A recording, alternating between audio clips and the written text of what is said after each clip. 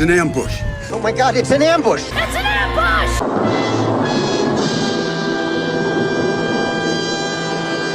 Of course! Hello, everyone.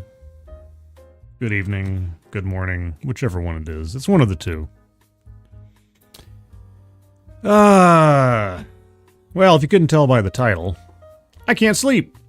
I tried. I dozed off here and there, but... I don't know what it is exactly. I don't know if it's my digestion, or lack thereof, or it's not stress. I'm not stressed out about anything in particular. It's just one of those nights. Tried to sleep, woke up, couldn't get back to sleep. Laid there for a little bit and thought, well, might as well do something productive with my time. And so here I am. Rock me like a hurricane. So good evening, everyone. Good morning. You have my sympathies if you two are unwillingly awake at this hour. Let's see, a couple of housekeeping things here. First off, good evening, Keeverdam, and thank you, Keeverdam, for providing the link to Moonshock's GoFundMe. Guys, our friend Moonshock, who has been the unfortunate title of being a several times over cancer survivor, is still in need of assistance in medical bills and ongoing care as a result of these battles. And link to the GoFundMe to help out with that is up at the top of the chat box. Thank you so much to those of you who have donated over the last couple of days since we started posting that. But if you can take a look at that, please do donate if you're able. But even if you're not, if you can share that out on social media, that would be appreciated either way. So thank you ahead of time for that. And thank you, Keeverdam, as always, for providing the link to that. The Alexander. Good evening. I'll just gonna say good evening because it's still dark. It's evening. It's night. Good night. I'd say good night. It's like a goodbye. Weird permutations of English language. Kiro Soldier, thank you so much for the smiley, happy Dogcat Fox. Oh, a Dogcat Fox. Wowie, wow, wow. No, there's a Weebo Jones Dogcat Fox. One of the rarest of Dogcat Foxes. Sort of like the rarest of Pepes. Alice Morgan. Good gravy. Good morning to you. I'll say good morning too whenever. Hasbar. Good morning. What's up? Me at this hour. What can I tell you? Zero the Confused Hero 909. How dare you be awake right now? I'm fine. I'm sorry. I'm sorry. I apologize. I apologize. Scanner Daftly. Good morning. Who else is here? Angelverse. Good morning. Miranda Stone. Well, well, well. You got me.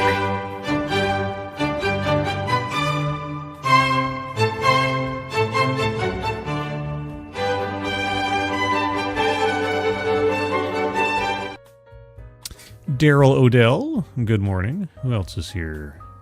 Wes Wolliver, good morning. Aspie Auntie, good morning.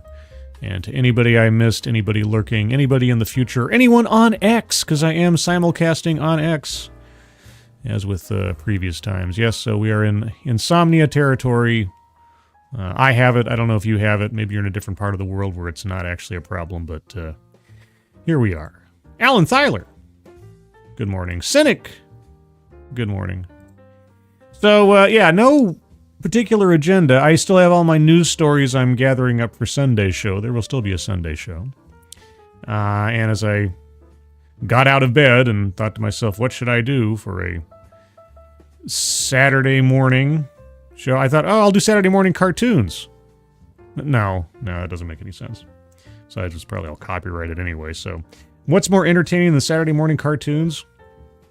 Oh, I don't know. How about the continuing attempt to make DEI relevant and successful? I know. I've got like one mode. It's like I'm a car with one gear. Yeah, it's like gear shift. There's just you get the 1, the 2, the 3, the 4, the R for reverse, and then all I've got is just like TEDx. Or DEI. I guess that's 2 gears. TEDx or DEI. One or the other. Yeah, flip a coin on a given day. Does my voice sound like froggy and like hoarse right now? I feel like it is. Maybe it's just that late night kind of thing, that half asleep kind of thing. Well, not half asleep. I mean, half, like 75% awake. I don't know. Alan Thyler, thank you so much for the happy, smiley Dogcat Fox. Oh, Dogcat Fox. Wowie, wow, wow. Oh, there's a ranting monkey, Dogcat Fox. Actually, I was kind of worried as I decided to go on the air. I thought, am I going to run into ranting monkey, like time slot wise? Because he's usually doing this stuff for this kind of hour, I think. Maybe I got a couple hours before I have to risk stepping on his toes. I don't know. It does sound deeper. Hello, everyone. Welcome to the Scribelight channel. I'll be keeping you company this evening. All of you nocturnal denizens of the internet.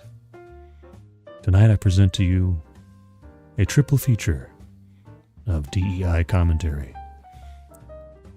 We have a corporate promotional video extolling the virtues of DEIB. We have a brief news report extolling the virtues of a police academy with DEI programs. And then we'll be wrapping up, such as it is, with a panel discussion from a school board about putting DEI into the curriculum. Is that better or worse? Does that sound creepy? Is that my podcasting voice? Anyway, there's this channel I'll listen to. It's called Grimdark Half Off. The guy does like documentary type essay type deals on lots of stuff, but in particular, he has probably the most in-depth series of Conan the Barbarian lore videos ever, and he has got the perfect voice. I mean, it's like, of all the golden-throated individuals I've met over the years, from like Ranting Monkey and Undoomed and WDW Pro and Valiant Renegade and Andre, all these guys, I just like, man, Grimdark has got it on as far as a radio voice, a narration voice. Boy, oh boy. Speaking of which, I had a busy day yesterday. Now it's yesterday. It's technically yesterday now. I was on Midnight's Edge in the morning with Razor Fist. I couldn't believe it. I went on. I had no idea. I went on there. I was like, "Hey, Andre, good morning." He was like, "Yes, we are now waiting to see when Razor Fist will join us." I was like, "Oh, what? Razor Fist? I love Razor Fist. I've been watching his stuff for years now. Oh my gosh." So I'm going to be on a stream with Razor Fist talking about movies and listening to commentary about Nosferatu and other things. That was cool. I forgot to tell him, I did have a chance to tell him before I left that I appreciated his work on doing essays on The Shadow. But I didn't have a chance to tell him that I bought his book, his comic book, The Ghost of the Badlands. So I forgot to do that because I was too starstruck and I had to leave to do work stuff. And then later on, I came across Sinatra Says on the AAA stream. And I was just popping in to say hi for a second on the chat, and I realized that he was all alone, that Polly and Drunkle couldn't make it, and I was like, oh no, I already had dinner cooking and everything. I was kind of like, I don't want to leave him alone. Sinatra, you need a co-host? He was like, oh yeah, sure. So I was on there with him for like, 2.5 hours or something? I had a busy day yesterday, and here I am again. What's wrong with me? I don't know. Anyway, Zero the Hero. 909 TEDx DEI. What's the difference? There's a drastic difference. Drastic difference. TEDx could be anything. TEDx is a box of chocolates. You never know what you're going to get. DEI, well, something of what you're going to get. But anyway, with all that as preamble, how about, just for the heck of it, a corporate promotional video on DEIB. And this is not something from like 2 or 3 years ago. I haven't heard like DEIB used as a term in a long time now, but apparently it's still kicking. And some company called Anaplan. I don't know what Anaplan does, but I guess we'll find out for a moment at least what their intentions are regarding DEIB. And you don't hear most people talk about belonging anymore. They've rolled it back to mostly just DEI. So we'll look at that in a moment. But first, a couple more hellos, good mornings, and all that fun stuff. Scrolling up just a smidge here, make sure I didn't miss anybody. Mr. Blue Good morning. USP 211 816, pardon me.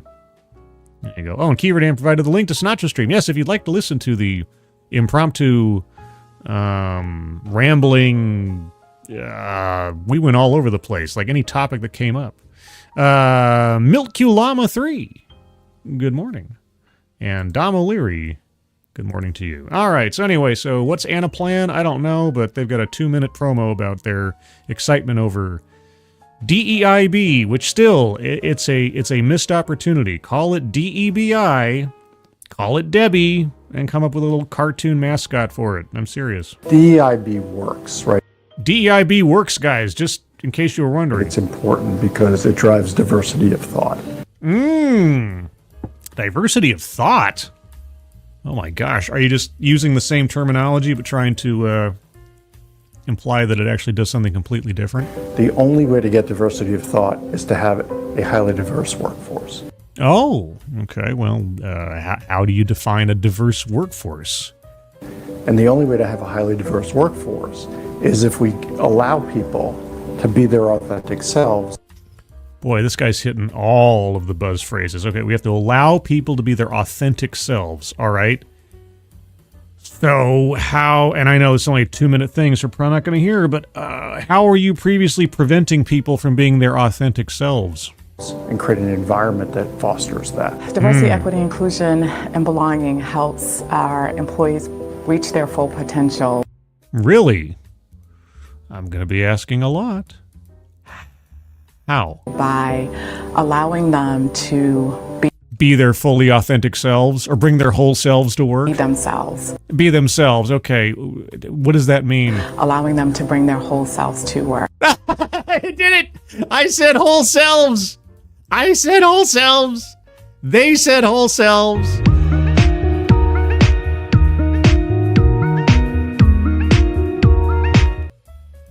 Oh, man. Okay. What do you mean? What's my whole self? What permission are you giving me to be my whole self? And do you mean whole with a W or whole without the W? Oh, man. Allowing them to learn about others and be allowing me to learn about others. Oh, so previously you were preventing me from learning about others? allied to each other and support each other. It's the amalgamation of all of this diversity that comes together at a moment in time and creates new perspectives on how we solve problems. I like the subtle rainbow flag off on the side there. Amalgamation, different perspectives. Provides input to innovation. Right. And it's these different lenses that everybody brings themselves because of their experiences, because of their backgrounds. Because of their backgrounds. Oh boy, am I having flashbacks to the early days. Yeah, they usually say things like that: experiences, backgrounds, perspectives, and so on. They'd always push like race, ethnicity, all that stuff below the fold. Use much more generalized language in the beginning. Everything old is new again. It's like 2016 once again. It really does feel that way. I'm already seeing articles, and I'll have one on Sunday, where the Satsu rule is in effect once again. There was no history before 2024, just like there was no history before 2016 previously. DEIB is not just a fad. Well, you're right. It's not just a fad. You're correct. I love this lady's title, Chief People Officer. It kind of covers the whole gamut, doesn't it? It's not just a fad.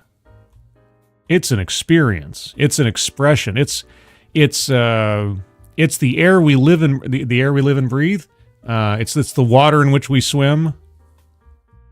It's not just alphabet of letters. It's not just an alphabet. You're correct. You're absolutely correct. It is not a fad. It is not just an alphabet of letters. Yeah, there's something more meaningful and impactful about it. What do you see it as being really, as we're looking at guy with a telephone cord top knot? Having diversity, equity, inclusion, and belonging at a company is so important. Why? It is making sure that you are not only being invited to the dance. Oh, gee. But you're also asked to dance. But the DJ is playing your song. Oh, my song? You mean The Other Man by Sloan? And all your people are out on the dance floor with you. Oh, I see. Okay. I do think it's really important for business leaders to support DEIB. Why? And to think like we do. Why? That sounds like the Borg. So there's a lot more allyship and sponsorship of underrepresented groups in the workforce. Oh, okay. And how do you better represent those quote unquote groups, not demographics, obviously, in the workforce? How do you work to counter this problem actively at your company through your hiring and or promotional policies? We are committed to DEIB and all 4 letters of the DEIB. Oh, unlike those other companies that only do 3, we do all 4. We're committed, guys. Not only because it's the right thing to do. But because it is the best thing for our company. But because having a diverse representation brings about diversity of thought and I.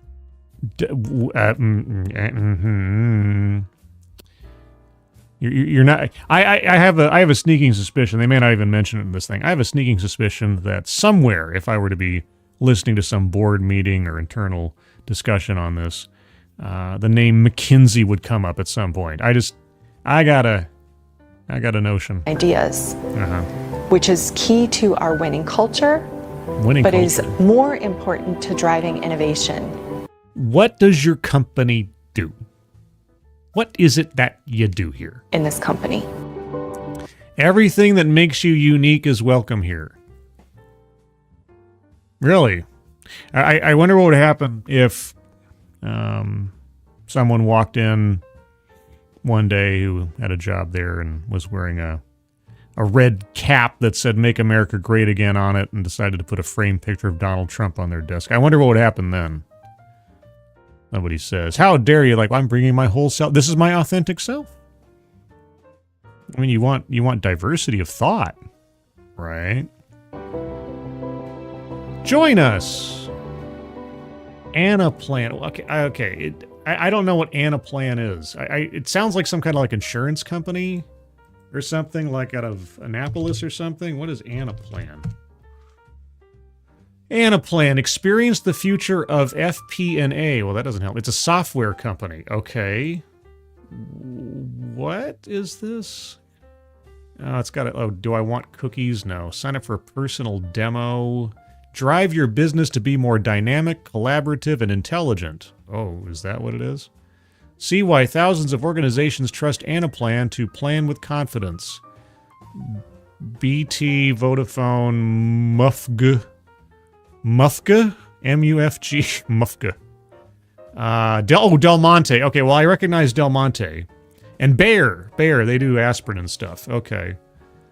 Yeah, it's some kind of software efficiency company or something. Whatever. Okay, so anyway, there's Anaplan. Part of me wants to say Aflac. No, Anaplan. Anyway. Anaplan. Who else is here? I see some people here. Assassin of the Gray. Good evening. Scribelight, I linked the show across the Discords. Oh, good. Now gets to the mayhem with Dogcat Fox from Moonbase, number 001. Yes, coming to you live from Crater Valley on the moon.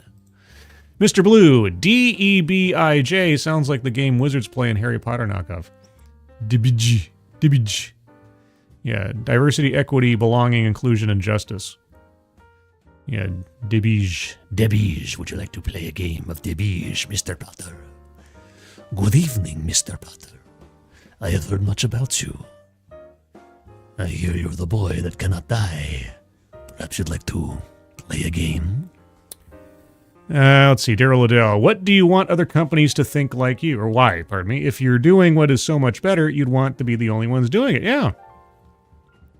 I know, especially if you're a services-oriented company who's like providing to clients and stuff. Wouldn't you want to more attune yourself to your clients' needs rather than try to make other companies attune themselves to you? Are you a consultant or are you a lecturer? I don't know. Let's see. Miranda Stone. He woke up to trick us. What? What? Asan. Why didn't you tell us you were planning an ambush stream? Okay. Well, Asan, I know this might be a bit pedantic. If I told you ahead of time, then it wouldn't be. And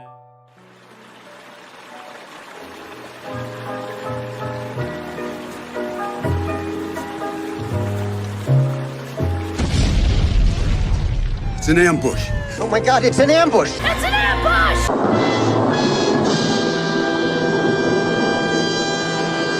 Of course!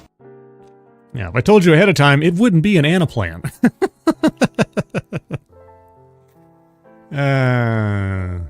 Was I Anaplanning a stream? No, I wasn't Anaplanning a stream. Yeah, so anyway, whatever Anaplan is, that's what that was. And they're really excited about DEI, if you can believe it. But, yeah, so that's segment number 1, I guess. Anaplan. And there's a lot of nostalgia there because you take that corporate promotional video, slap on a completely different company logo, and that matches up with any dozen other things I've looked at over the years. Which is surprising to me because at this late date, given the climate and the encroaching resistance to DEI across the board, especially legally and societally, I'm surprised that some companies are really sticking to form. But again, there's some stories on that I'll talk about on Sunday. But in that same vein, apparently, if I'm reading this correctly, the Vermont Police Academy is shifting to teach more diversity or something. So we got a news clip. Let's take a look.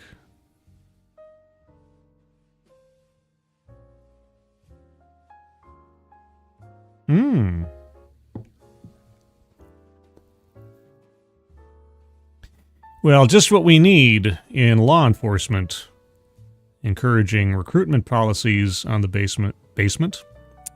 My brain might still be slightly asleep. On the basis of, conceivably, demographic split rather than competence, training, or, safety.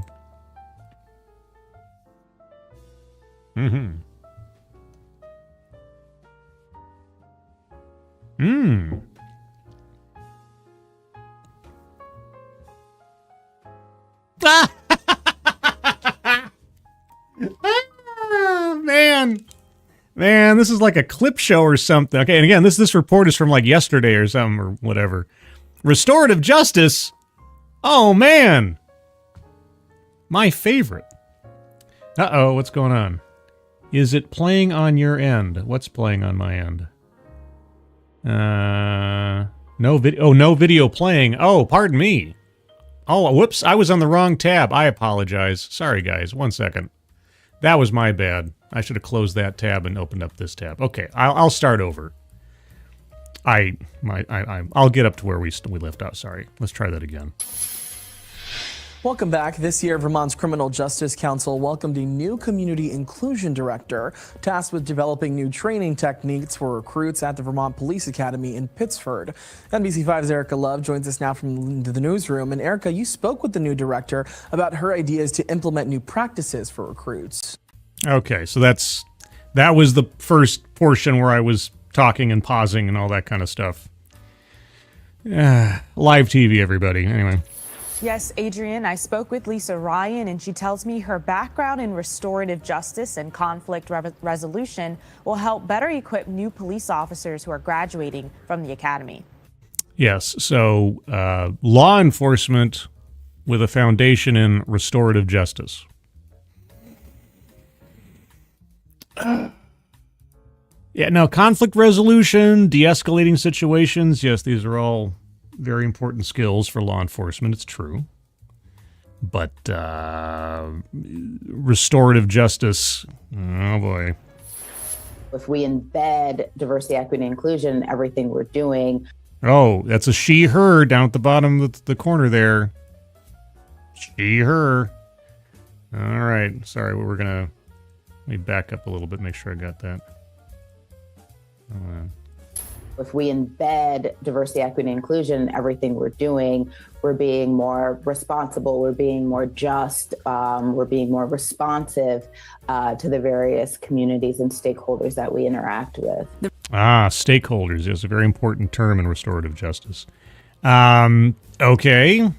Do tell, how are you embedding DEI into everything that you do, and how is that inherently and demonstrably beneficial to law enforcement? The Vermont Police Academy is making an effort to better service Vermont communities with the addition of its new Community Inclusion Director. So, a new job that the taxpayer has to pay for to accomplish what? The council approved the newest revision of the fair and impartial policing policy, which is kind of at the forefront of everything we do. Like I was just talking about, weaving that into all of the work we do and looking at it through a lens of fair and impartial policing. Okay. Can you give us some specifics about what that means? The Center for Policing Equity, in partnership with the Justice Department, conducted a study on community engagement with law enforcement and found 20% of adults in the United States interact with law enforcement every year. 20% of adults in the United States interact with law enforcement every year. Okay, well, thankfully, I guess 80% of the population doesn't. That doesn't necessarily mean they're not doing something shady, just they haven't been caught yet, I guess. The FIP policy and trainings really allows us to look at how we can reduce and manage our biases, both implicit and explicit, so that we can promote safety and effectiveness in really just policing.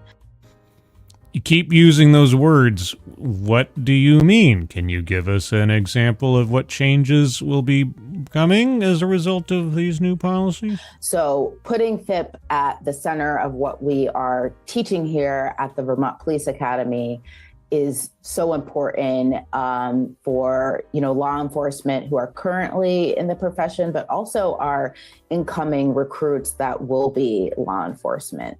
How? How is it important? Why is it beneficial? What is the difference between educational policies previous to this and now? Compare, contrast. Give me something. And says she looks forward to the new class of recruits in 2025 and working with departments on transparency and building up personal relationships in the community. What does that mean?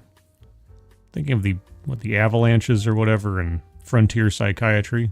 What does that mean? Adrian?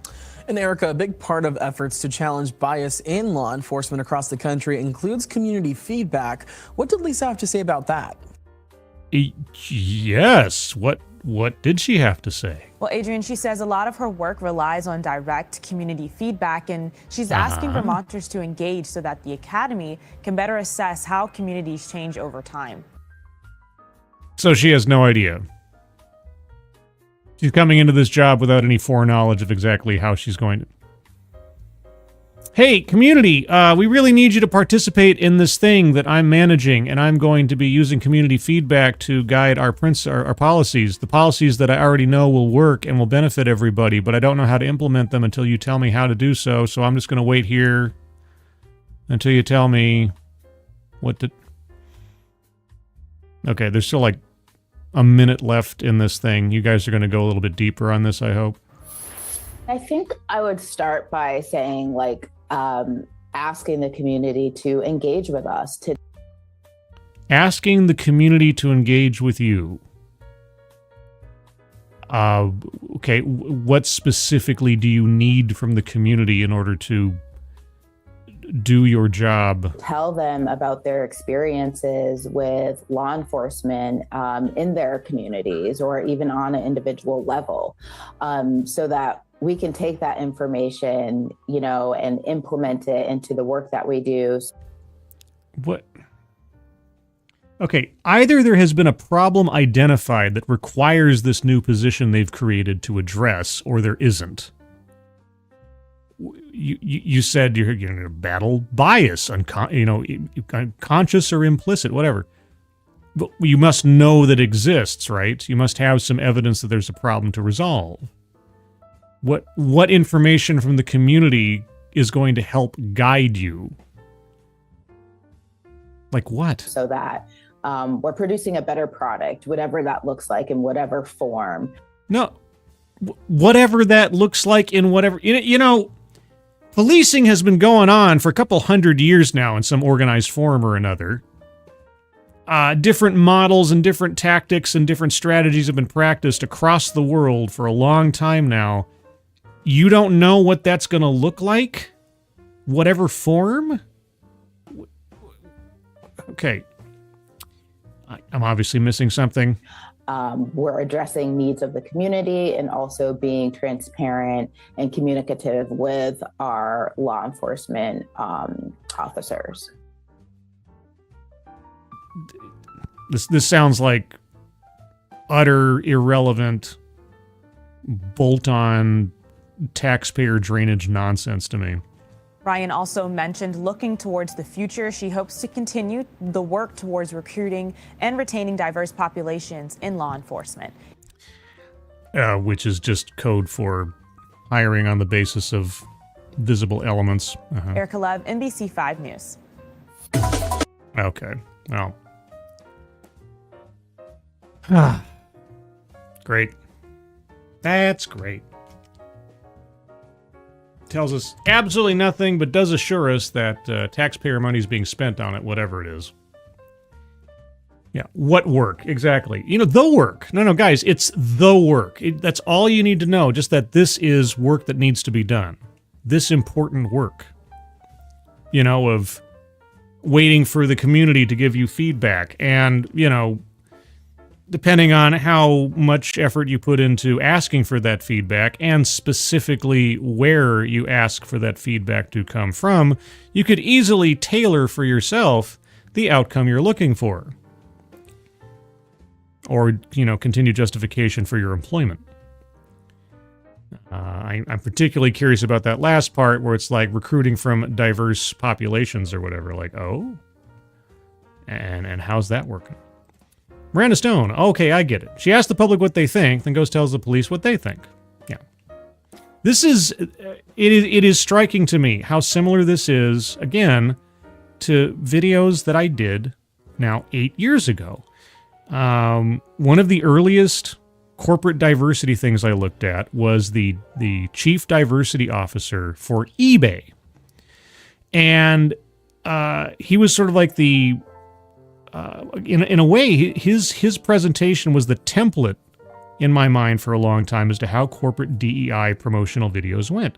He talked about like, oh yeah, I'm here to promote diversity. We're here to, benefit from all of the various backgrounds and experiences and perspectives of people. That may include gender, ethnicity, race, so on. And so what I do, I've been in the job for 6 months, and so what I've done is I've gone to the employees and I've asked them, what does diversity mean to you? And, with that feedback, I can better do this, that, and the other. I'm like, I remember so distinctly going like, wait, you have to go to the employees to tell you how they define the term that is in the very title you're being paid to fulfill at the what? Yeah. So, again, classic form, I guess. Assassin the Gray, she is going to program cops to blast whitey first, scream privilege later. Cops are already more inclined to shoot white Americans over black because of social political pressures. This has been observed and commented on by others. It's true. Misfit, good morning. Good morning to you. Mr. Blue, these are the same people who think modern police descend from slave catchers. That's also, and mass incarceration and all that fun stuff. Daryl Odell, they've created the position, and now they're creating the problem. That's, yeah, it's this reverse virtue signaling thing. It's like, well, if we say that we have a chief diversity officer, then any complaints we get about us being racist, sexist, this, that, and the other. Well, look, we have an active program to address this, guys. We swears we're going to fix the problem. And the problem is probably, again, I'm guessing here, it's probably a set of statistics where somebody pointed out a disparity and therefore from that decided that there was a inequity also taking place. But we didn't hear about that, so I'm just guessing. Liesel7. Good morning. Shadowclaw, wait, you're awake? Sorry you can't sleep. With that out of the way, hi! Well, hi, Shadowclaw. Anyway, so there's, so we've got 2 of our triple feature down, but now we get into the main event, if you want to call it that. I'll call it that for the lack of a better term. We have Equity in the Classroom. This is a 43-minute panel discussion. I don't know if we'll get through the whole thing. I guess we'll find out. This comes to us from the Wisconsin Institute for Law and Liberty, which is always a comforting thought when discussing DEI and people who would presumably know something about civil rights law. Also, the Noah Webster Educational Foundation. Whenever I think Webster, I think 2 things. Either a dictionary or Emmanuel Lewis. But that's just my brain. So anyway, we'll take this in pieces. Our speakers on this panel discussion are Rick Eisenberg, founder, president, and general counsel at the Wisconsin Institute for Law and Liberty, which, conveniently spells out will. Kimberly Herman, general counsel for the Southeastern Legal Foundation. Okay. And Daniel Lennington, attorney for the Wisconsin Institute for Law and Liberty. Okay, well. There you go. Equality in the classroom. I'm assuming this is the law school classroom? Let's find out. At some point in the near future. I wanted to sort of set the table for a discussion of race in public schools by... Please do. By going back to the summer of 2020 when... The summer of... Gosh, huh? What happened in the summer of 2020? Gosh, that's a bizarre, specific period of time to bring up. God, I wonder what happened.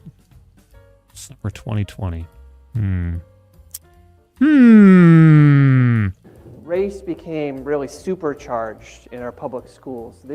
Yeah, for reasons that made absolutely no sense, except it all seemed kind of orchestrated, didn't it? Someone dies. It's turned into a ridiculously global drama, and then a whole bunch of institutions on the back of some guy's life decide to leverage that into superior outrage to justify their DEI and ESG goals. Oh, wait, sorry, you were going to say something? The issue of race has always been sort of present, especially since the preceding 2 decades. Yeah. Oh, yeah. Only within the preceding 2 decades was race ever a pressing issue. Yeah. Never mind. I don't know. 1964 and years previous. But things started to really happen in 2021. We started getting complaints from teachers, school board members, students about things happening in public schools related to race. Ooh, 2021, such as what? These were related to curriculum. Curriculum? Oh, this isn't going to be like, math is racist or something, is it? School discipline. School discipline. Oh, right. I'm sure there's some kind of statistical disparity. Programs and classes and trainings. I just want to give you a little flavor for some of these overt acts of race discrimination that we heard about. Overt acts of race discrimination in schools? Oh. Well, then you must be very glad that affirmative action got knocked down, right? Right after the summer of 2020. Okay.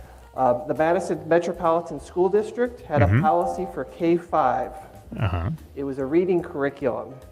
A reading curriculum. Was Huckleberry Finn in there? And it mandated, quote, meet with your black students first and more often. Oh.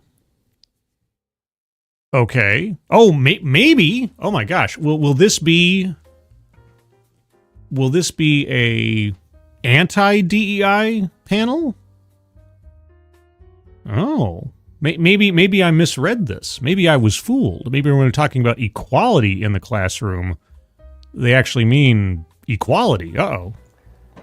The Appleton Area School District held a freshman orientation program that was only open to students of color. Oh, well, golly, if that's a public school, that would violate Title VI, wouldn't it? Huh. We received multiple complaints from school districts about segregated students in class, segregated students on field trips, even on buses. We had a segregated bus case. Oh, I might have been mistaken in what I thought this was. Well, this might be actually a positive. I guess we'll see. Even parents were segregated during student meetings based on their race. Really? We heard an allegation that children as young as 5 were forced to admit their white privilege in front of class. Oh, here we go. Oh my gosh. A panel discussion that am I going to be on board for this one? Oh, good. Well, this is a good sign, maybe. And explain how their white lives were much easier than black lives. Oh my. One pre-K teacher told me that she was forced to use hand puppets representing 2 Puerto Rican characters. The teacher was told, quote, when you need to say something important, use the hand puppets. The children don't need to hear instruction from another white woman. Oh, damn. Wow. Oh, I mean, in fact, I'd probably better say Wowie, wow, wow. That's a story right there. Damn. These are not unusual stories. I believe you. Many stories, and has heard many more than those. The source of this racialization in America was first labeled as critical race theory, or CRT. More recently, you've heard about diversity, equity, and inclusion. Recently within like a decade, but yeah, and CRT as well. Uh-huh. Or DEI, whatever you want to call this. This theory, this worldview, rests on 2 pillars. First is the idea of race essentialism. Yes. Racial identitarianism, yes. That your race is the most important thing about you. Mm-hmm. And that your race puts you in buckets of whether you're an oppressed or the oppressor. Mm-hmm. And the theory of systemic racism, that American society, everything about it, your school board, your school, your local police department, all these institutions are stacked in such a way that people of color can never succeed. Oh my gosh. I don't know what to do here. I've accidentally happened upon a discussion of me just kind of nodding along and going like, yep. So I don't know. I don't know if that's all that interesting. We'll go on for a bit though. You guys tell me if you get bored of this, because I'm more interested in hearing about things from the other side of the the other side of the aisle, so to speak, and not just preaching to the choir stuff. But if you guys want to keep going, we can keep going. That's the theory of systemic racism. Mm-hmm. Because of this prevailing theory, students and their teachers must be treated differently, must be treated equitably. Mm-hmm. Equity is the calling card for the modern public school district. There's a school district in Sun Prairie, Wisconsin that says we have an equity mindset in that everything we do, every single action we take is through the lens of equity. And tell us the definition of equity. And equity means differing treatment based on your race.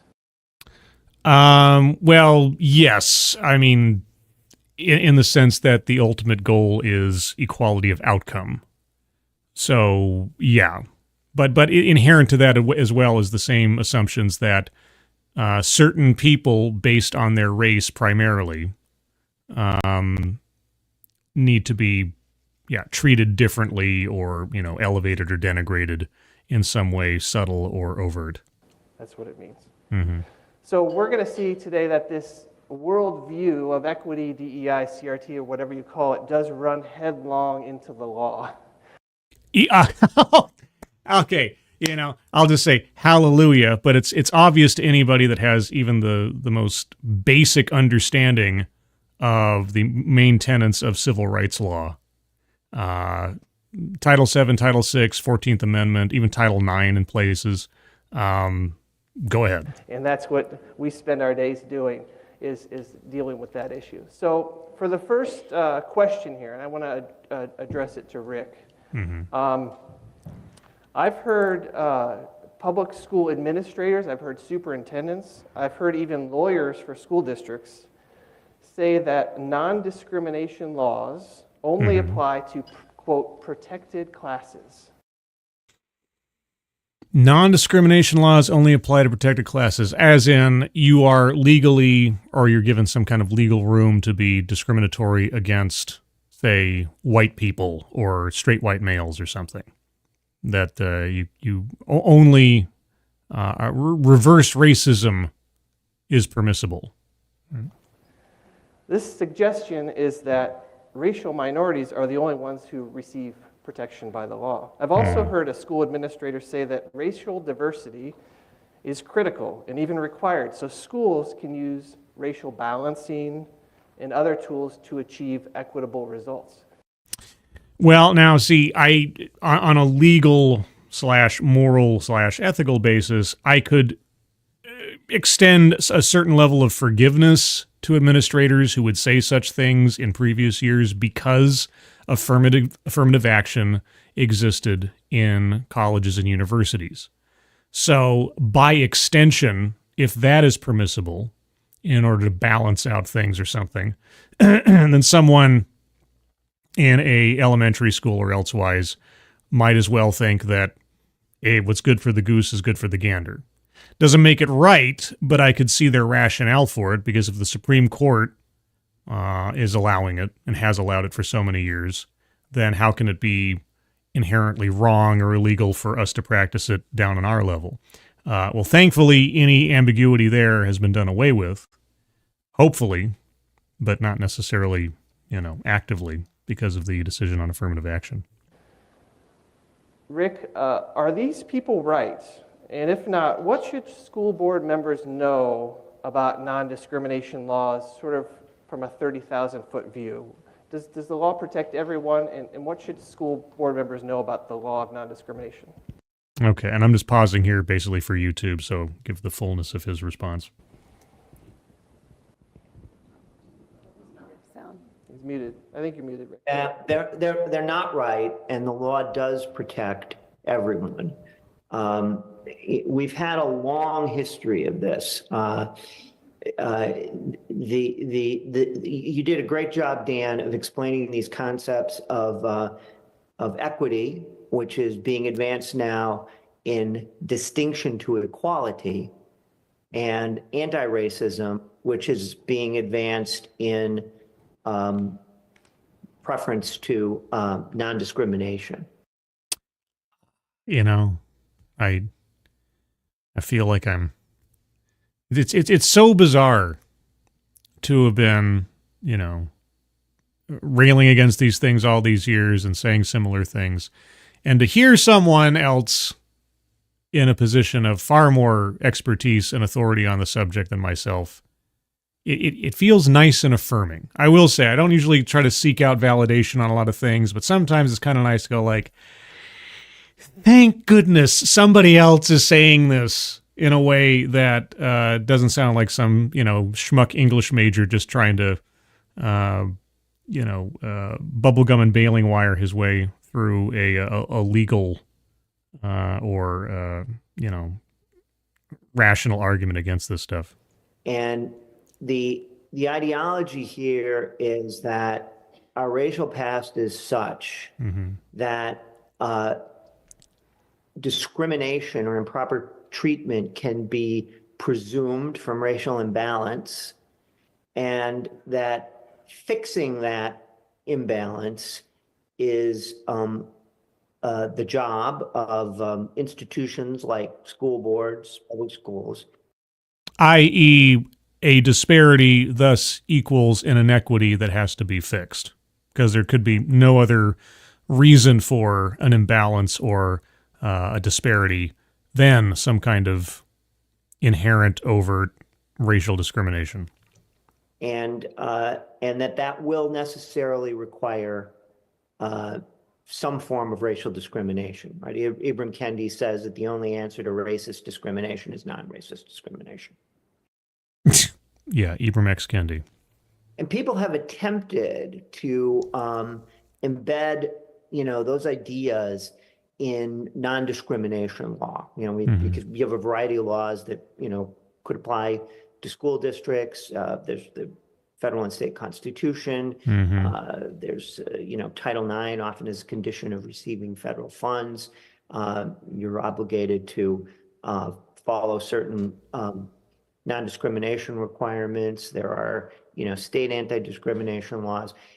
There's Title VI, which is, a bit more specific than Title IX, but anyway. And there's been a long attempt to offer various rationales for these things, and all of them have been, I think, unsuccessful in the long run. There's courts have occasionally, nodded in the direction of these concepts, but I think that the bottom line now in our law, and it's still a battle. I mean, we're filing lawsuits, but it seems weekly. But I think the law is quite clear now that the non-discrimination principles apply to everyone, and non-discrimination means non-discrimination. Yeah, and like I say, the biggest institutional ambiguity to that law, or to those laws, has been, to this point, affirmative action in schools, people, or in colleges and universities.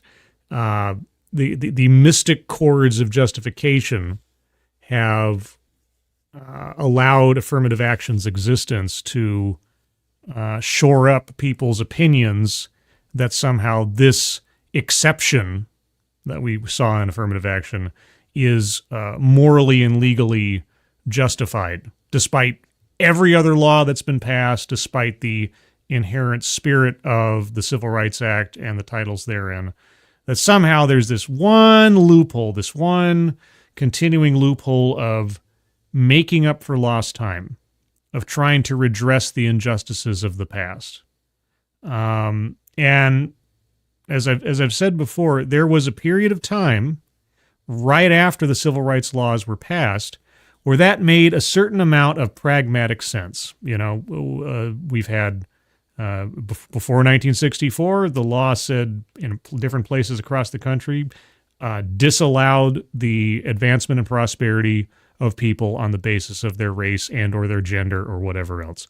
And then 64 hits and it's like, okay, from this point forward, all of that is illegal. However, there's also an acknowledgement that we have, as a country, up to this point, actively disadvantaged entire swaths of our population who are still alive and have been held back for the majority of their lives or elsewise because of these laws. And so for a period of time after the Civil Rights Act was passed, to have some exceptions put in to try to make up for lost time, to try to give people who had been previously actively, systemically disadvantaged, have a leg up, made moral sense. Makes moral sense to me. But there has to be a limit and there has to be a stoppage. And it went on for far, far, far too long. And it became normalized. And it became something that was an active exception to the rule. An active, defiance of the law. And then as it became, ingrained in everything, both where it belonged technically within colleges and universities, it also engendered a precedent for other people to extend that out to other parts of our society and other ways of thinking about it. And they look, it's like, well, it's affirmative action. It's a moral necessity. Thankfully, that's been now cut off. There's not a whole lot of escape hatch for that thinking anymore, legally speaking.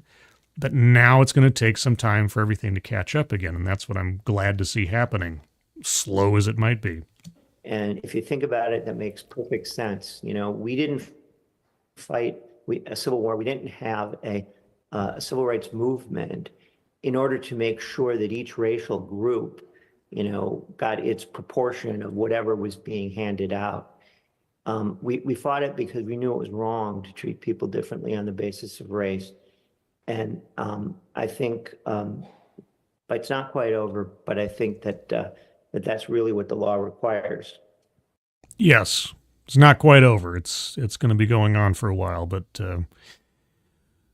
things are looking up in the overall. You know, it's more complex than that. I mean, there's some pitfalls that you have to watch out for. But the answer to your question, Dan, is that these folks are absolutely wrong, but there are a lot of them, and you will encounter them in this world. Yeah, boy, howdy, you tell me. So, Kim, how do you address a school board member who would come to you and say things like, well, I'm told diversity is our strength. I'm told we need equity. We need to do these policies. What do you tell them that they should know about the law? Yeah, okay, is this working? One of the first things that I like to tell them is to just educate you guys on what are these kind of key terms that you're going to start to hear. One thing that you'll very frequently hear is, well, Title VI requires this. Title VI requires DEI? Well, what is Title VI, right? You're not lawyers, you're not expected to know that, and it can sound kind of scary. True, I'm not a lawyer, but okay. Explain to us about Title VI. Title VI falls under our civil rights laws, and so our Civil Rights Act of 1964. Yeah. And Title VI requires that schools cannot discriminate on the basis of race. Well, it says that any institution receiving federal financial assistance cannot discriminate in activities and opportunities, etc., on the basis of race, gender, religion, country of origin, etc. But yeah, I mean, she's not wrong. There's more to it than that, but okay. That means that you cannot treat anyone, any student, any teacher, any administrator, I would argue even parents that are in the school district, different because of their skin color. Right. It does not say these particular people are protected and these people are not protected. Right. Very good. Yes. And that's kind of the first thing that I always suggest to respond back to, is to say, the law says we cannot treat people differently because of their skin color. End stop. Yeah, exactly. And that's thankfully the plain language of both Title VI and Title VII. Title VI affects institutions, which does include public schools, but could also include a business that accepts a federal contract. Any institution that accepts federal financial assistance of any particular kind is disallowed from discriminating in employment or activities or anything on the basis of those elements. And then Title VII explicitly applies to businesses and employment opportunities and so on, with the exact same language. I mean, the exact same elements you are disallowed from discriminating on appear both in Title VI and Title VII, word for word. So this is why when affirmative action was struck down on the basis of it violating Title VI and the 14th Amendment,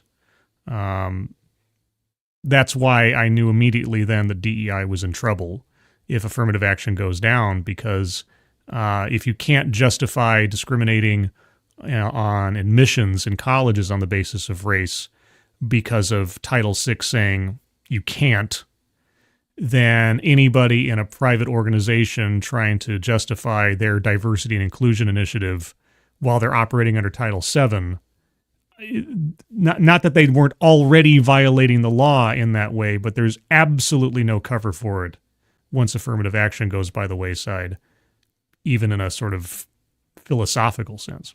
It does not say that we can institute racial preferences. The Constitution also protects the same thing. So the Equal Protection Clause and Title VI are interpreted very similarly by the courts. Yes, Equal Protection Clause is in 14th Amendment and Title VI, and this is all affirmative action. We're going to talk a little later about some cases that we have going on, but by both of our groups that involve these two laws. And then, you know, the second piece of advice that I like to give is that the response you typically get is, well, our country is based on systemic racism, and so we have to fix that. Okay? That's the Ibram X. Kendi kind of thing. The chat for me has stopped. I don't know if it means there's a problem or everybody's just fallen asleep. I could understand the latter there, but just so I have some sense of life to the stream, if someone could just say hi or something in the chat, because that's always my first red flag if there's a streaming problem that I just don't see or some kind of thing. Aha, okay. Thank you. Appreciate it. Thank you, Miranda. Everybody, appreciate it. I know I'm not that hungry for affirmation, but again, I'm just paranoid about these things. So thank you. Leaving policy arguments aside, because I don't agree with that, and I suspect that a lot of people out there and in this room don't either. That alone, even if you could prove that there had been systemic racism in this country, that is not enough to justify treating people differently today based on the color of their skin. Yes. Thank you. It's so nice to hear somebody else saying these things. And the courts have very clearly said that. Mm-hmm. Will won a fantastic case several years ago in a different area dealing with small businesses where the court said that clearly, and we have all been working in our line of work to get that case law spread out into schools and other federal agencies and state agencies. And the courts, when they see it, say, of course it doesn't justify that. And so those are the two really big things that you're going to be faced with first, is people are going to say, the law requires it, and when you say, no, it doesn't, they're going to say, oh, but we have to fix systemic racism. And that's when you say, the law actually prohibits us from doing that. Okay, well, I'll tell you what. Right now, I wasn't quite sure what I was looking at when we started this, but I'll tell you the Wisconsin Institute for Law and Liberty is an institution I now have a lot of respect for. I wasn't quite sure what we were going to listen to. I thought this was going to be a argument for those of you joining in late here. I thought this was going to be a panel discussion about equality in the classroom was the title, and I happily mistakenly thought this was going to be a DEI in the classroom argument, but unfortunately, it's the polar opposite. And I'm so happy to hear this. That's really helpful. There's certainly a lot of work to do, and this is a big uphill battle. And there, as Rick says, there's more of them than there are of you. One of the big topics we hear a lot about is compelled speech.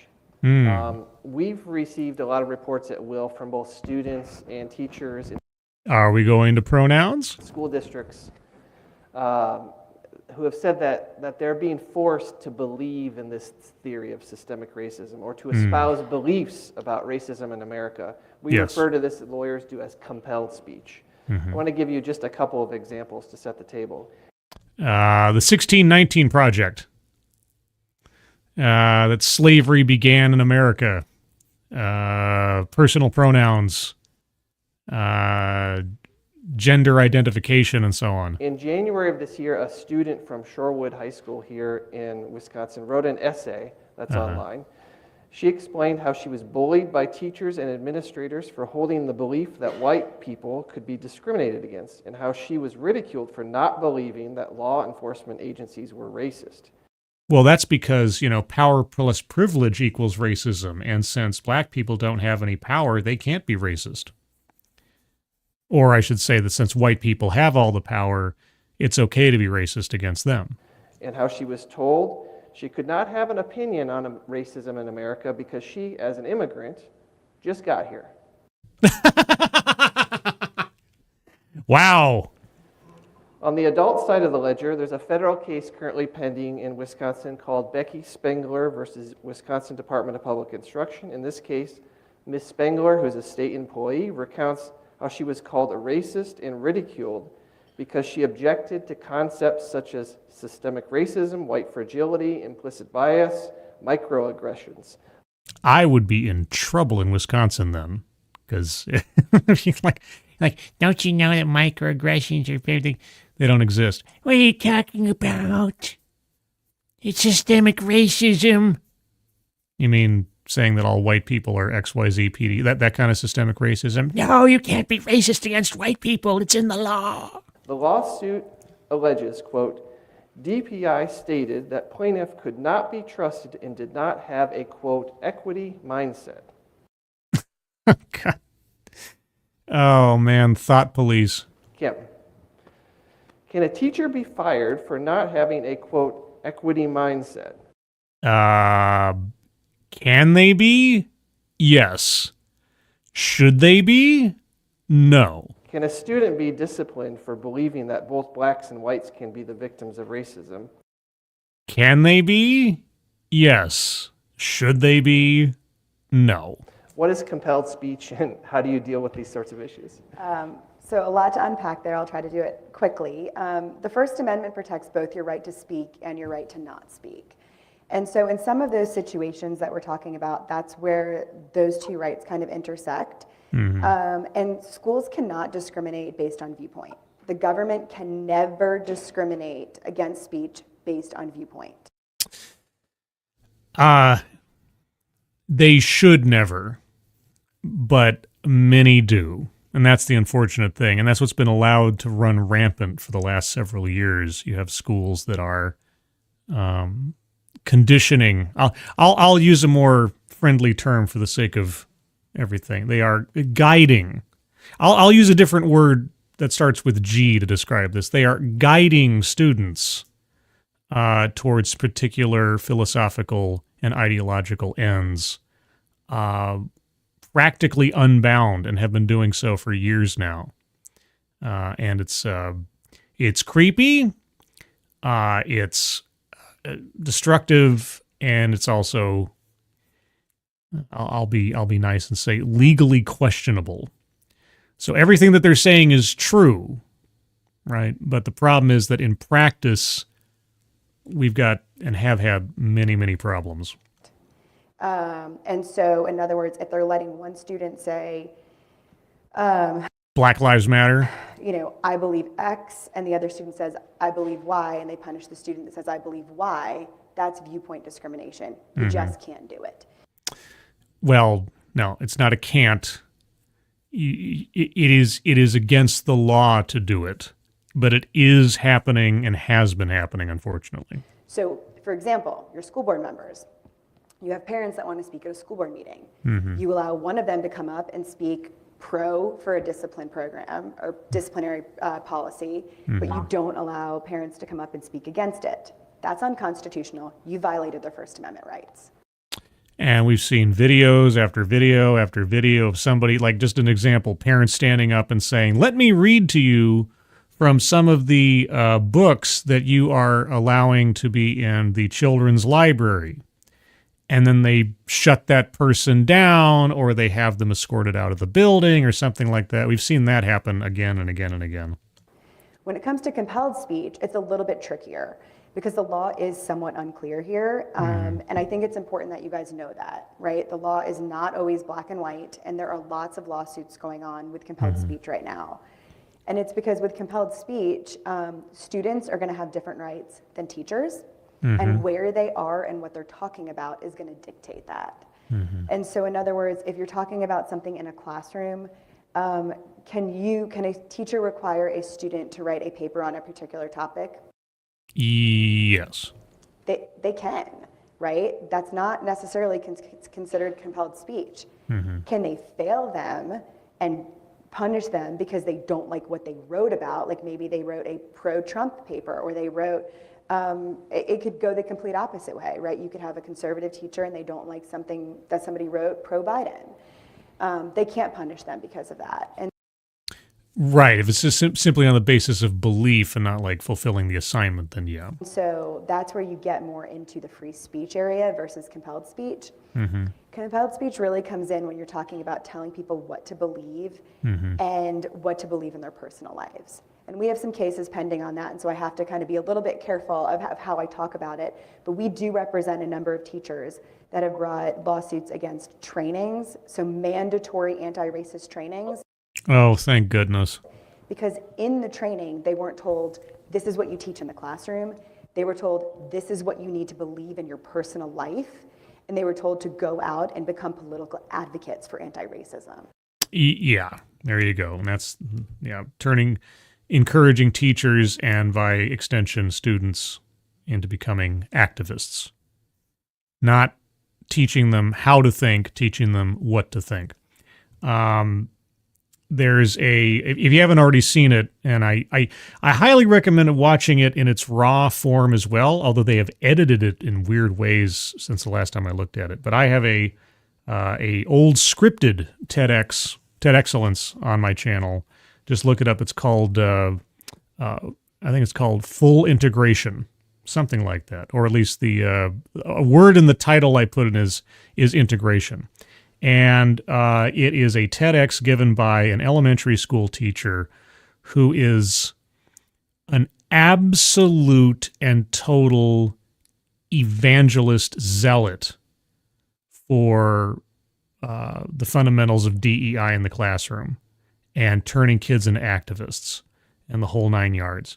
And it is so objectively wrong how this lady is promoting and celebrating what she had been doing, how she'd been doing it, especially when it came to her students and active protest. I won't give it all away, but if you're curious about like one of the worst examples I've seen of just how someone has deluded themselves into thinking that they're the hero of the story when they're actually the villain. Look up on my channel a TEDxcellence episode from the olden days called full. I think it's called Full Integration or Fully Integrated or something like that. It's an eye opener. Let's just say. And so there is a big divide there, and you need to be really careful about your training. My suggestion is that if you have equity training and anti-racist training, I don't like it. School districts are going to do it though. Don't make it mandatory. Mm-hmm. If teachers want to learn about that and they want to do it and they want to talk about it, fine, but don't make it mandatory. It has no place in our schools right now. I agree.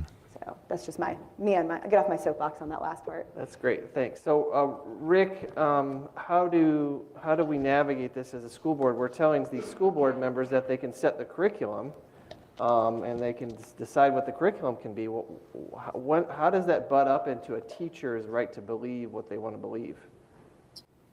Well, I always like to, you saw me sort of looking on my phone here because I wanted to pull this up. When I talk about compelled speech, I'm always reminded of the words of Justice Robert Jackson. He was a Supreme Court justice in the 1940s, and there was a famous case in which students who were... and I'm pausing here because, for YouTube, I have a feeling that if the people running this organization, talk to me or something, they'd have no problem with me replaying this stuff. But YouTube has, content matching and such. And so just for the sake of avoiding any issues, not that this is a monetized stream at all anyway, so. Jehovah's Witnesses did not want to be forced to recite the Pledge of Allegiance. And the case went all the way up to the United States Supreme Court, and the court concluded that students could not be compelled to do that. Yep, I remember there was, it wasn't a court case, but I remember in elementary school, there was, God, I forget his name, but there was one kid in my 4th grade class who pointedly did not stand for the Pledge of Allegiance every morning. And, of course, I was a little kid, so I didn't quite understand what the deal was. And then when somebody, I forget if it was the teacher or...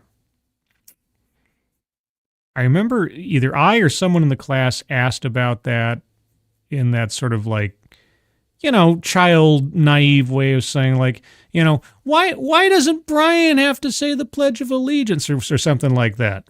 And I think it was the teacher who gave a simplistic but,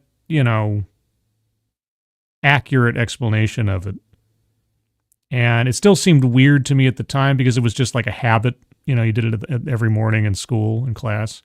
But in relatively short order, I kind of came to understand the logic of it, the reasonableness of it. Yeah, anyway. Justice Jackson said, if there's any fixed star in our constitutional constellation, it is that no official, high or petty, can prescribe what shall be orthodox in politics, nationalism, religion, or other matters of opinion, or force citizens to confess by word or act their faith therein. I miss the way we used to communicate one to another and make points with language. I always get a little sad whenever I see a clip or decide to go back and watch the Ken Burns Civil War documentary, and you hear those Civil War letters being read by celebrity voices and such. It feels like such a shame that we've lost, seemingly over time as a society, the artistry and poetry of the spoken and written word. Oh well. Like every stirring proclamation, like there's going to be exceptions, there's going to be complications with that, So certainly, if a student is being taught the theory of evolution and being tested on it, they're not going to be able to assert a legal right to answer test questions by, denying that that evolution takes place. Yeah, there's a lot of, and that's. I think some ambiguity is good because it needs debate. It has an ongoing room for maneuver and discussion. If everything was absolutely, min-maxed down to the, rules lawyering to the nth degree and so on, it would be absolutely constricting and constraining, to an unreasonable degree. I mean, there's some things that should be fundamental, but there's always got to be the opportunity for debate and civil conflict. But there are these, as I think Kim pointed out correctly, that this notion that you can compel students to profess faith in or profess belief in controverted, controversial, disputed notions is very, very problematic. And if we're talking about students, you are on stronger ground. Yeah, because trying to educate. Yeah, again, this is why so many schools can get away with some of this stuff without having much, if any, kind of backlash, is because they can hide behind doing this as an educational thing rather than an indoctrination type thing. But take a minute here for Eagle. YouTube was allowed in the middle finger again, and now they're not. What? I don't know. Shiro Omada, my dearest Margaret, it's been a fortnight since your last correspondence. Yeah. Oh, the way we used to speak. A lot of the reason those letters were so verbose in vocabulary is the small number of soldiers who could write would help those that couldn't. True, and of course, at the same time, there was, they had to pack in a lot of information because correspondence was not as easily either created or delivered like it is now. I think the instantaneous gratification of texts and emails and so on has eroded our sort of the necessity of the richness of our vocabulary. It's not needed anymore. You don't need to paint a picture for somebody about what's going on or express your emotions in that way. But yeah, now I also understand that those letters that were read in that documentary may be the prime exceptions to the rule as far as correspondence goes. But all the same, still feels like we've kind of lost something over time. Assassin Gray, how is this any different than leftist screeching Christian teachers are not allowed to proselytize to students? What do you mean? How is this any different? Well, if we're talking about public schools, you're not allowed to proselytize to students. Private schools are a whole separate thing. Again, this goes down to whether or not you're recipients of federal funding. If you're totally privately funded by private donors or religious, like a church or something, then there are certain things that you're not bound by the same way the public schools are. Am I missing something? They are preaching leftism. Well, again, and this is the as the guy was saying, there's a lot of gray areas there when it comes to things, and you have to be ever watchful of when something goes from education into indoctrination. Where is that line? If somebody is pushing something that one parent decides is too much over the line than the other, well, then they take that to the school board and they put that up against the law, and you have a lawsuit. It's hard sometimes. If I'm teaching out of a history book that just happens to omit, for whatever reason or another, certain aspects of American history, and I'm accused of revisionism, and I'm accused of pushing a particular agenda or something from one side of the aisle or the other, depends on how you look at it. Am I guilty of ideological indoctrination, or am I just, bound by the materials in the curriculum I was given or chose that happened to be incomplete, absent my, personal involvement? Again, these are the questions that come up all the time, and again, should be consistently tested. And this is our marketplace of ideas, and competing philosophies on things. And how do you, if I teach one book in class versus another book, if I teach Huckleberry Finn versus Das Kapital or something, it's like, am I pushing an agenda, an ideology? Am I promoting racism by teaching Huckleberry Finn, or am I showing the contrasts in how the country has changed since the time of Mark Twain's writing that book? Up to the person who's going to complain the loudest, I suppose. When you get to teachers, now we're talking about government speech, and the government does have a right to say what it wants to say. Mm-hmm. And so if you think about it in that way, this is why a school gets to set the curriculum. It gets to decide what it will say to students. And teachers, in the context of a classroom, are employees of the government. Yeah. And they must say what the government tells them to say.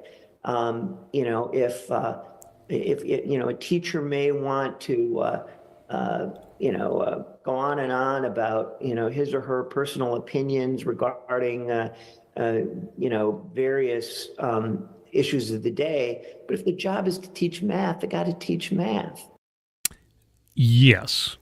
And again, like I say, if the state says these are the strictures within which you are allowed to teach, or what you are allowed to teach, and a parent comes in and says, well, wait a second. From my perspective, that's pushing this ideology or that or the other thing. Well, then it becomes a question of, is this some state-sponsored ideological lecture on the right, the left, or otherwise? Is the teacher's fault? Is the school board's fault? These arguments and conflicts happen all the time. If the job is to teach the facts of American history, that's what they've got to do. Mm-hmm. And so, on the other hand, if a school district is trying to tell a teacher what it can say what he or she can say in other contexts, then you've got a problem. And yeah, it's a thin line, If a student asks a question of a teacher that's not readily apparent, or they ask the teacher their opinion on something, is that dangerous territory? Should a teacher be disallowed from giving their opinion if directly asked for their opinion on something? The teacher would probably be wise to abstain as much as possible from giving their personal opinion on something and just teaching the facts at hand. Yeah. And so I think if you think of it in terms of kind of a general presumption against making students affirm a belief in some disputed proposition. Right. If you think of it in terms of teachers are agents of government, teachers are supposed to, Okay, that's his stuff cutting out. That's not my stream. It's muted. Bits and pieces are muted on my end too. The government has decided to give to students.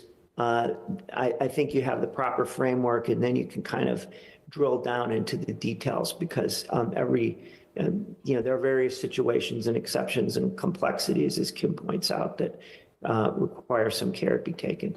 Yeah, well, the problem is that teachers have been encouraged and self-justified in becoming gurus rather than educators, in becoming ideological trainers, and have been rewarded for that many times over the years. Again, the most prime example that I've looked at, I mean, I've looked at many over the years, but the one that stands out the most to me still to this day is that one from TEDx, which I called fully integrated or full integration or something, where it's just like you're no longer an educator, you're a high priestess or something.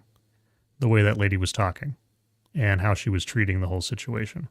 That's good, and I think that leads really into our next question, and I want to start with you, Kim, on the next one, because it deals with curriculum. And my question with curriculum is, we know school boards set curriculum, but can it go too far?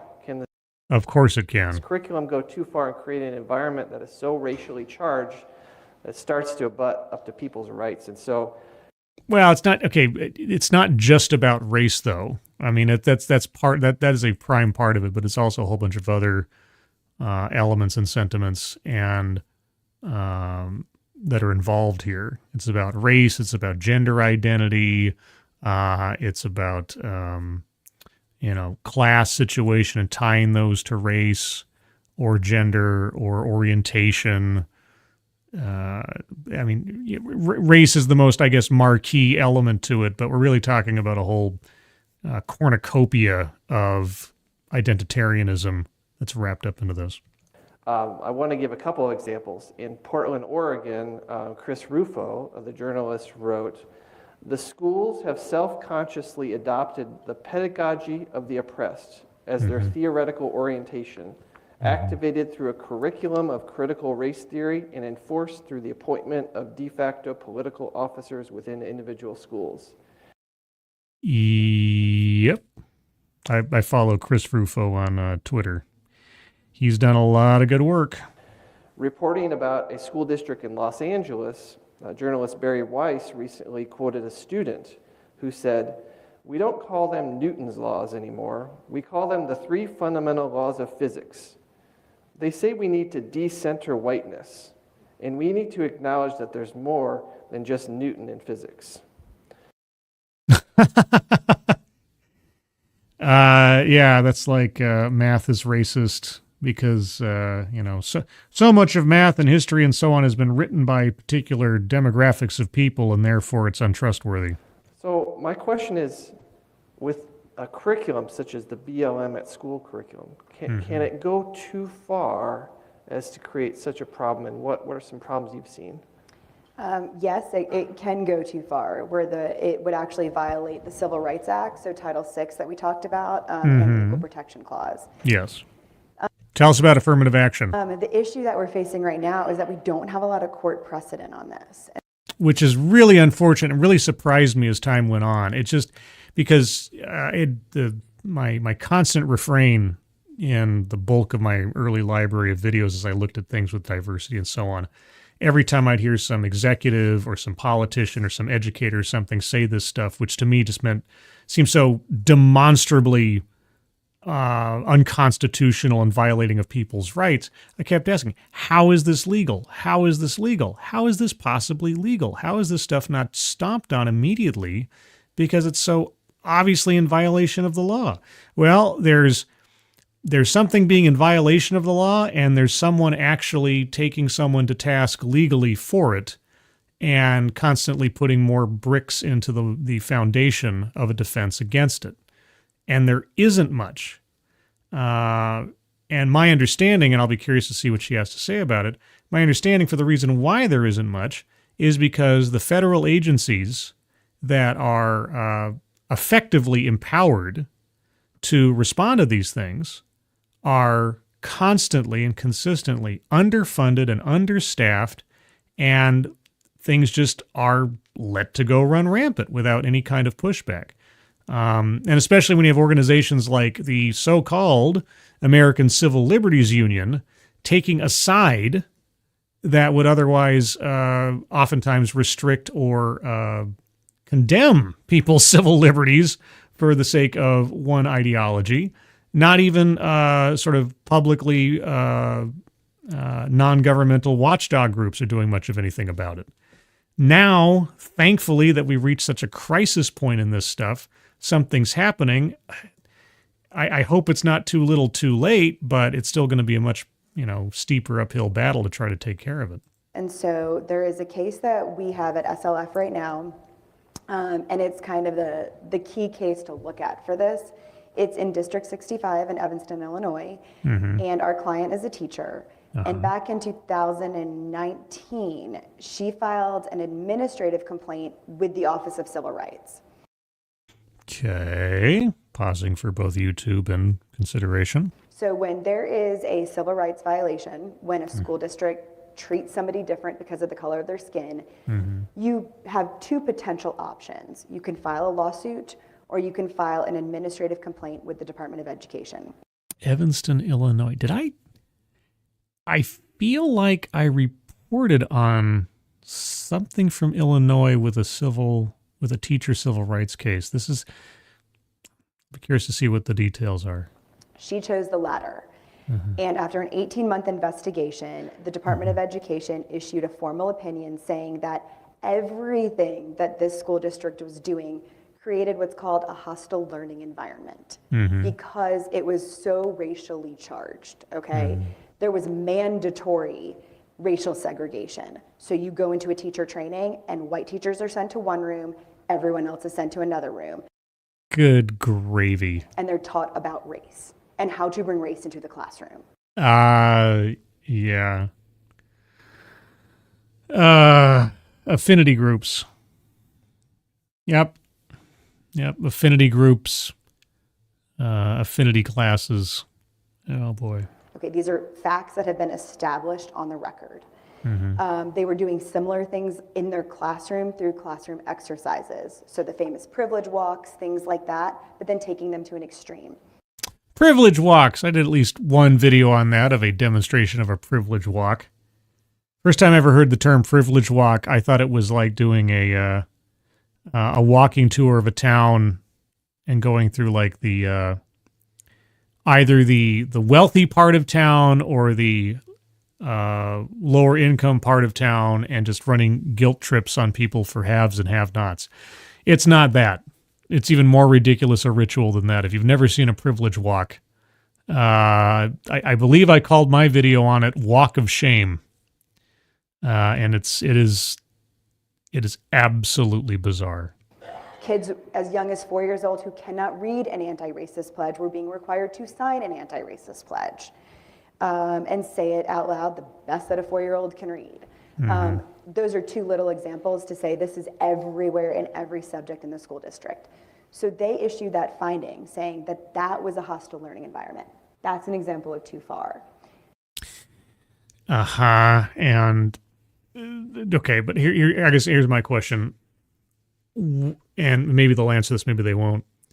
How much more is it going to take to reaffirm existing federal law?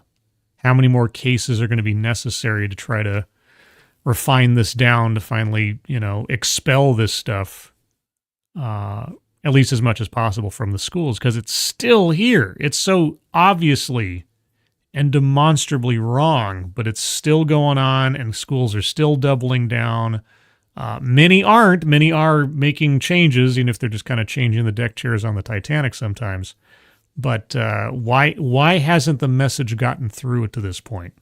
The reason why we filed a lawsuit is that on the second day of his administration, the Biden Department of Ed withdrew that letter of finding. So currently, according to the Department of Education, mandatory segregation is okay. Oh, yeah. Okay. I did report on this. Roundabouts the time. I remember this. Yeah. That's right. The letter of finding, that phrase particular. Yeah. Biden withdrew it. That's right. I can't remember what stream I did that on, but yeah, no, Yeah, that was one of my, of several others over the years since then, that was one of my,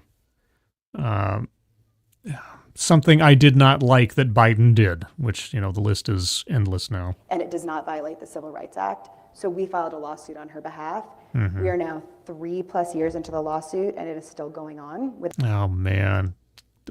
It's so, so stupid. Without a ruling from the judge. Even though it's so obviously a violation, it so obviously goes against even a mild interpretation of the sentiments in law. And they're 3 years through this because Biden threw it all out. If anybody ever needed to see an example of how much of a overall bullet we dodged, not only with Biden dropping out of the race, but Kamala Harris losing so utterly. That's a really good example of the kind of thinking that was running this country, and until it is cleaned out, will continue to fester, especially in our educational systems. And so it really does have to be, unfortunately, right now, an egregious situation where we can actually point to case law. But you're going to want to look for those situations. I hope Trump reverses that. I realize it's like a very niche concern or something, but that one in particular, if it can be reversed, I don't know what the procedure would be, but if that particular case could be reversed with a simple presidential decision, I hope Trump does so. If there is segregation is unconstitutional. It has been for many, many decades. It should have never been around in the first place. It's true. Now tell that to all those elementary schools that are practicing affinity group thinking. So when you see that and somebody says, oh, well, it's optional, or, it's not required, it still violates the Constitution. Mm-hmm. And I would hope that all of our school board members in this country start fighting back against that. So hopefully that answers. There's a lot to unpack in all these, but hopefully that gives enough of a flavor. That does. That's really helpful. So the BLM at School curriculum, I found this one quote from it. As far as its mission is to, quote, unapologetically create a new generation of allied activists. Yep. Many schools are not nearly as explicit in their terminology as to what their goal is, but some have been, and I've chronicled a couple on here. But as soon as you start talking about, we're not here to make students, we're here to make change makers or active citizens. You'll hear something like active citizens or engaged citizens or something. They try to wrap it up in this very sort of like wholesome and productive terminology. Yeah, all they mean is activists. All they mean is, happy crusaders taking forth the ideological message that they want taken forward. And they're not teachers anymore. They're basically, trainers. That's what the school is doing to their children. They're creating activists. That's the goal of their educational program at Evanston as far as this BLM curriculum is concerned. Yep. Rick, one of the things that we talk about sometimes is this racially hostile work environment and how it's not as easy to decide as you think it might be. What are some of the problems with things that are sort of maybe on the line between racially hostile work environment and not, and how would you as a school board member oversee a district to make sure that's not happening? Okay, we'll get to his answer in a moment, but a couple more hellos. Timothy Seelbeck, morning Scribelight. I see we are suffering from the same problem today. Insomnia? Sure, it's true. And you have my sympathies if you're not getting good sleep. I'll probably be knocking off here again in shortly. I might go another 15 minutes just for being a responsible adult. I should probably try to go back to sleep, or at least try to get some rest. I don't have anything going on today, Saturday, as it is now. But all the same, I don't want to completely throw off my sleep schedule if I can help it. Let's see. A pleasant chat. A pleasant chat? Oh. Wait a second. I am out of the loop. I have never heard of that. I mean, Dare made me sign too. I lied. A pleasant chat. I don't remember signing any pledges or something when I was a kid. I remember Dare, sure. I remember signing a pledge. But, yeah, signing a DEI pledge or something, that sounds just... If like 4-year-olds or what do they say, 4-year-olds or 4th graders or something signing their diversity pledge. I have a video somewhere of a bunch of corporate executives or something being asked at a conference to recite a diversity pledge. And I mean, you want to talk about cultish behavior. Oh man. Well, I mean, if you think about it for a minute, this concept of, this was developed, this concept of hostile work environment was developed outside the concept of, outside the context of CRT and BLM and DEI and all of that stuff. Sure. In fact, the sort of the quintessential hostile work environment claim would generally involve a situation where, typically female employees were being harassed, right, and by male employees. That's the classic scenario. It's I remember that movie with Demi Moore and Michael Douglas called Disclosure, I think it was. And it became kind of the reverse of the classic hostile work environment scenario where you had the female boss taking advantage of the male subordinate in some way. It's been a long time since I've seen that movie. I remember the advertisements for it kind of expressed that. And the notion is that even if somebody isn't being denied a job, even if somebody isn't being paid less money, there may be things that can happen in the workplace on the basis of sex or race. Or religion or a bunch of other things. Miranda Stone, yes, I had to promise not to do drugs. Well, I mean, it wasn't a binding contract, so... But did you? Did you keep to your promise, Miranda? History will judge you. That make it really impossible for someone to hold a job, and it can apply in the educational context.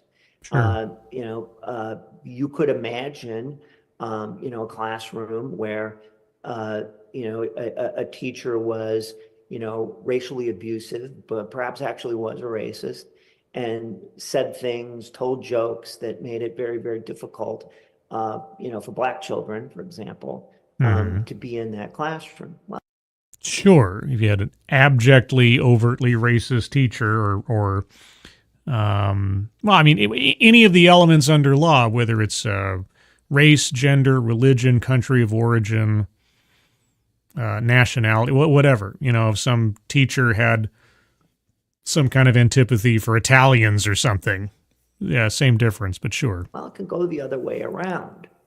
And, the example that Dan points out is you have this kind of ideological fervor, that this idea that, we're going to, create a new generation of activists and allies, by making them subscribe, to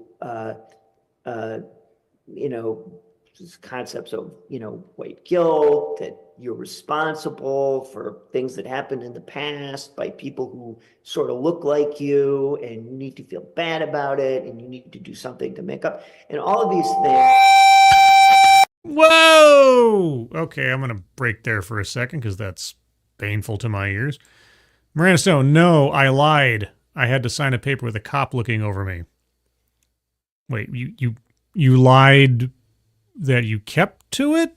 Or okay, this is turning into some lore now. Also, Sassy Shelley is here. Miss Sin. Good evening, Sassy Shelley.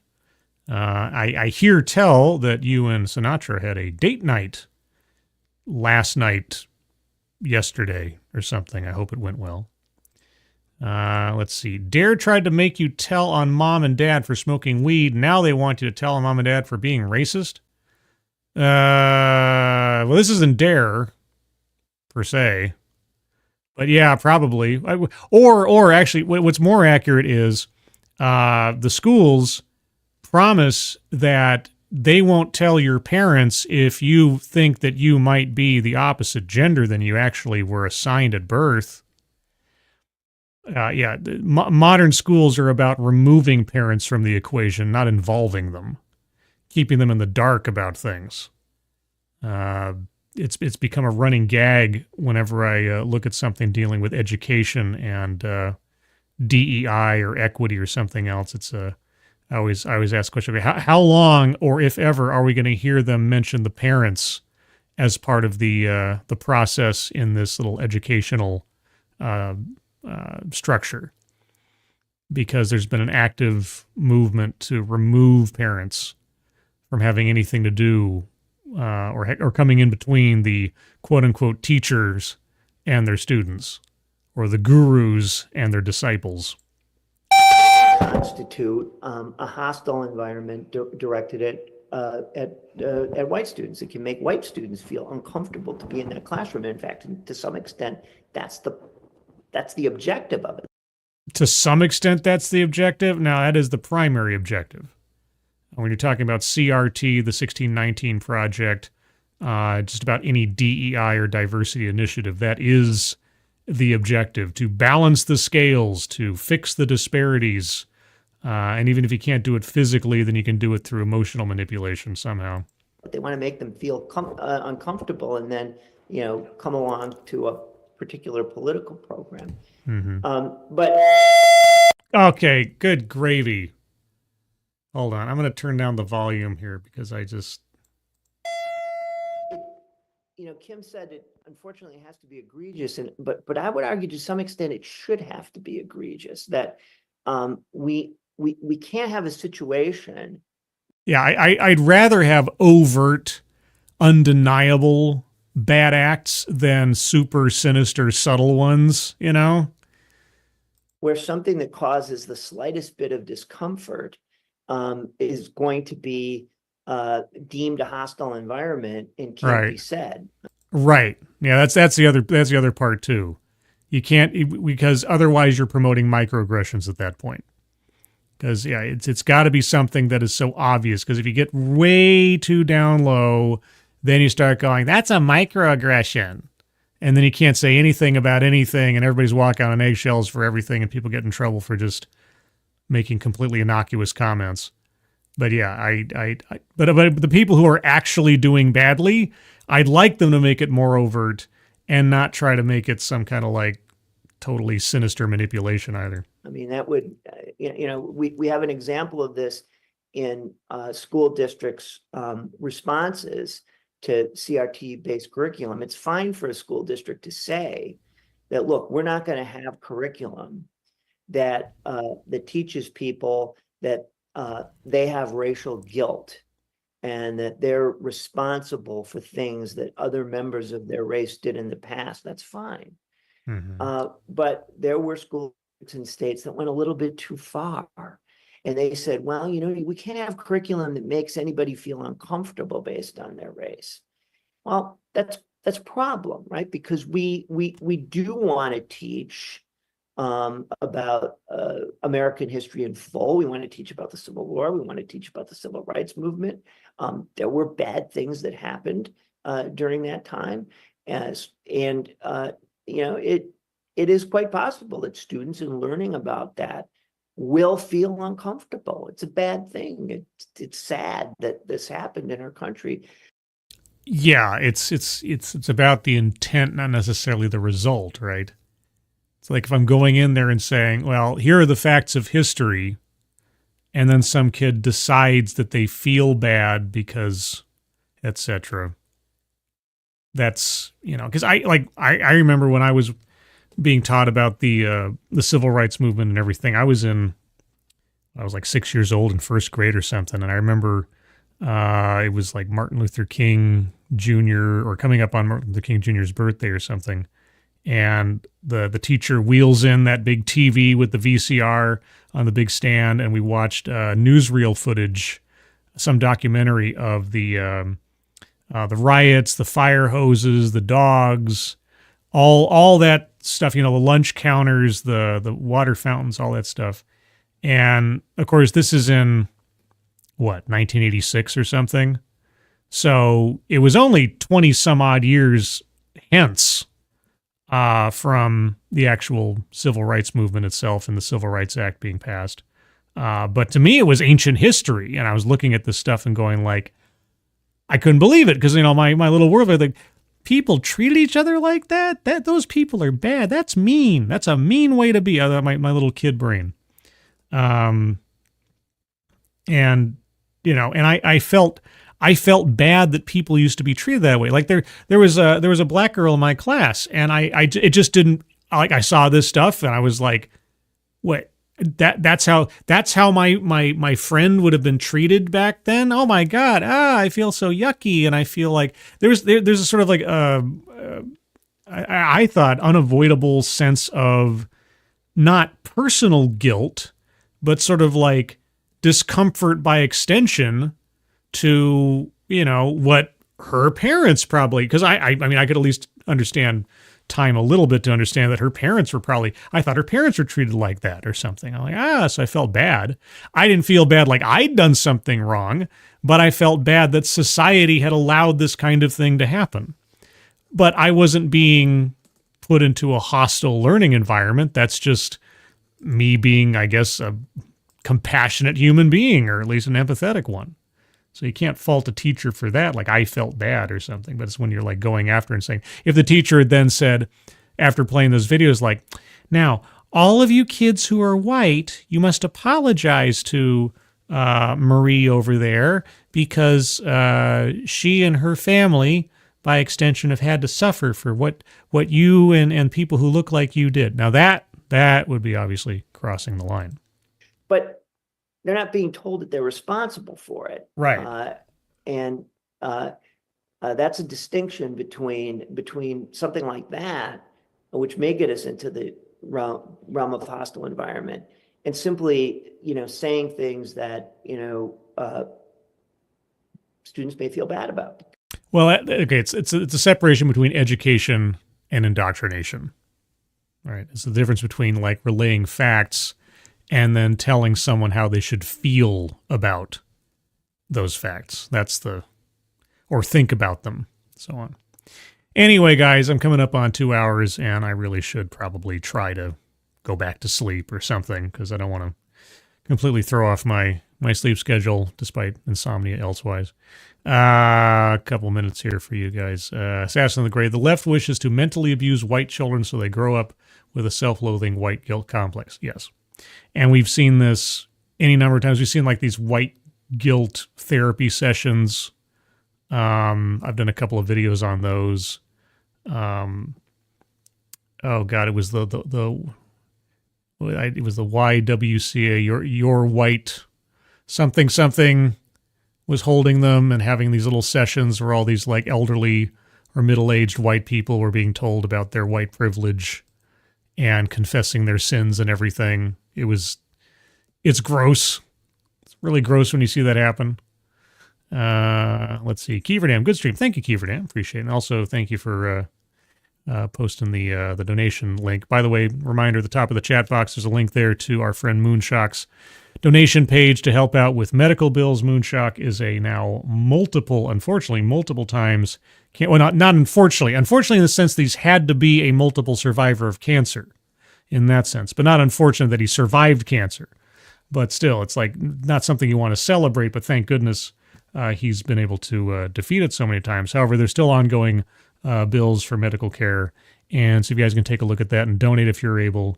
And Even if you can share that out on social media, that'd be appreciated. Jill Powers, the River Daughter. They're just virtue signaling because they have no moral backbone. They don't, but they believe that they do. They may not have the moral background, but they believe they have the moral high ground. And that can simulate, what one can simulate the other in the absence of any, rational argument elsewise. But with that, everybody, I'm going to call it here. Thank you for those of you for joining me on this ambush stream, Insomnia stream.